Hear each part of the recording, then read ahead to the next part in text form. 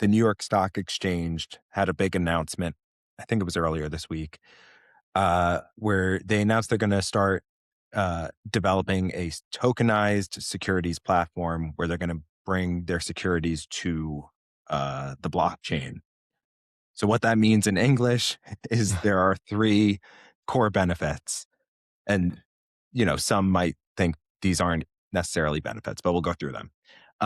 There will be 24/7 trading, so it's not the market Nice. doesn't close at 4 if you're on the East Coast.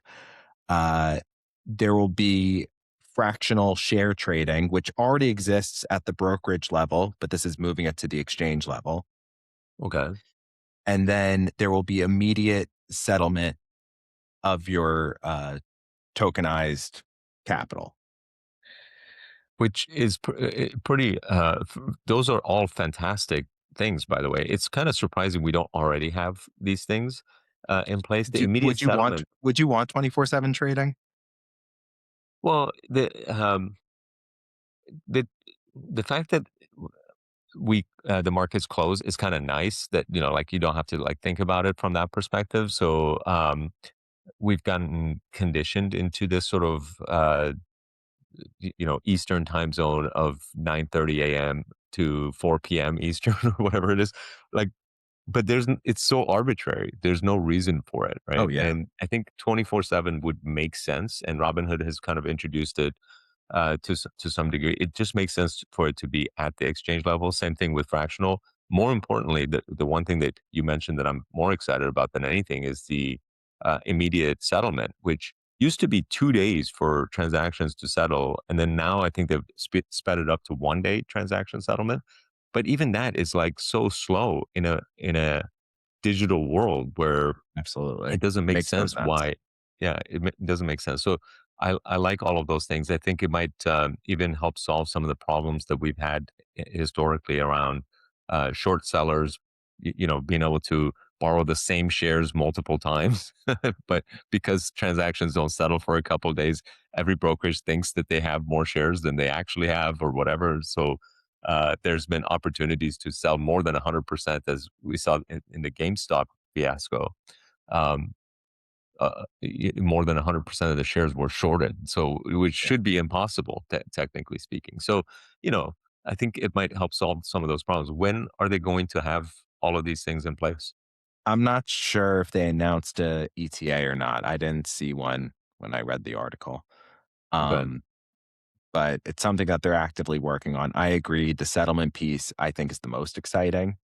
Yeah. Because right now, if you want immediate settlement, you kind of have to turn on margin just so then you could Right.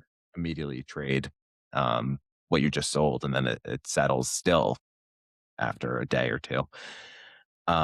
Do you use fractional shares or do you buy full shares I only currently? buy full shares just because it doesn't make sense for my size portfolio. But I do encourage people who are investing 1,000, 5,000, $10,000 to buy fractional. Yeah, for sure.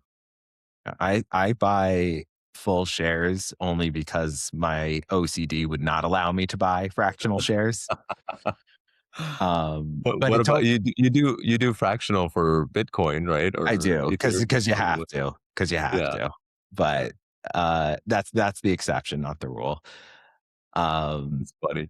You know what's funny is that in order to avoid that, or like sometimes the price per share of a stock has such a huge psychological effect on people. Like when I started getting into Micron, someone commented to me that isn't the stock too expensive? And because it was $300 per share. And I was like, based on what?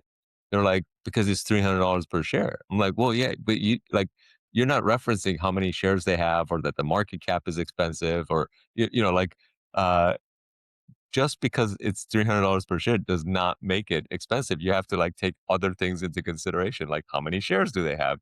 right. you know, A lot of people make that so mistake.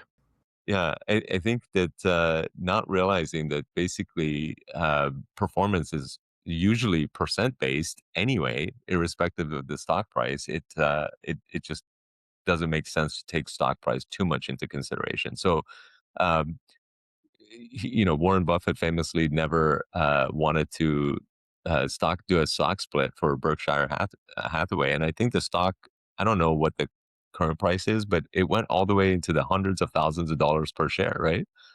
Yeah, I think So so. you know, you could have, if you could have bought it at $1,000 per share, it would have still over 100x for you, you know. But um, but anyway, The last note I want to make on this from a investing the investing side of things in regards to like investing in a blockchain, right? Ethereum versus like Solana. They didn't announce which blockchain they'll be using or which blockchains they'll be using, if multiple.